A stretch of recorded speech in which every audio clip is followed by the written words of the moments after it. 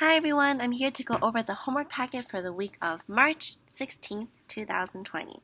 So of course, every single day after you read with a grown-up, please make sure your grown-up signs their name. Monday, Tuesday, Wednesday, and Thursday. Learners, you should always write your name and your mailbox number next to your name. This week's skill of the week is that you know your phone number.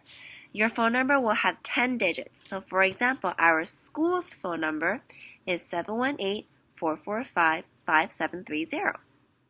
Make sure you know your phone number. It can be a grown-up's phone number, and it could be either your mom or dad's phone number or grandma or grandpa, but you have to know somebody's phone number. This week's spelling words are, of course, in the corner over here. The first word is the word today. T-O-D-A-Y, today. For example, today is Monday. T-O-D-A-Y.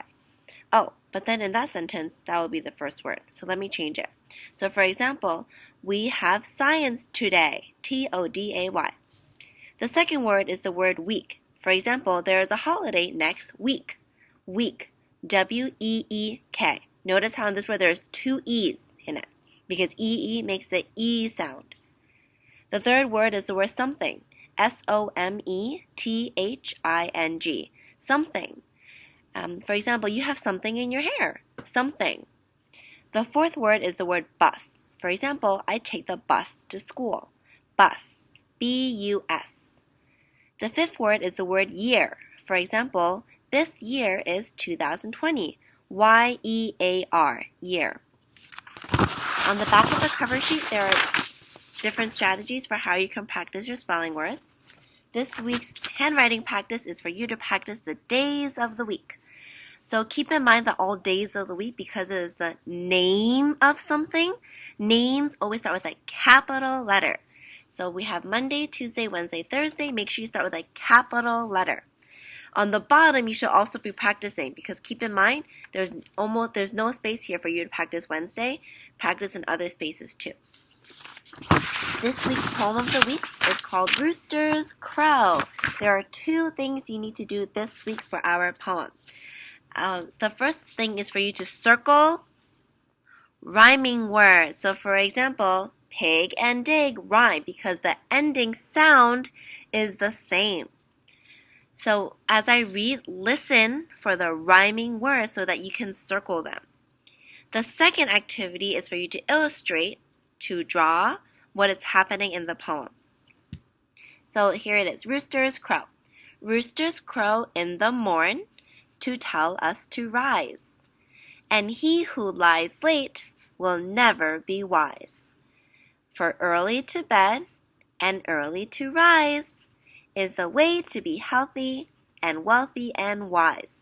So learners, this poem is talking about how the roosters crow in the morning, and then it tells us to rise, to get up out of bed. And he who lies late, that means somebody who sleeps in late, longer than they should, will never be wise. So they're thinking, it's not a good idea to just keep sleeping late. For early to bed, so if you go to bed early, and early to rise, and you wake up early, it is the way to be healthy and wealthy and wise. So they say it's healthy for you to go to sleep early and wake up at not too late, and this way it will help your body be healthier. And the belief is that it will also, in the future, because you are very healthy and that you're hardworking, that you will be wealthy, get a lot of money, and wise, intelligent. So this week's math, we're talking about measurement. So we talked about how it's important for you to have the same unit. So for example, if I'm using a Cuisinart rod, each Cuisinart rod is the same size. If I use a ruler, 1 inch is the same size as 1 inch. If I use, for example, paper clips, each paper clip is the same size. So this week for our math, we are measuring. And the unit we're using here are blocks. So your job is to try to figure out how tall is each ostrich, that's a kind of bird, and you write down how tall they are on the bottom. Notice how it's not just a number, it's blocks tall.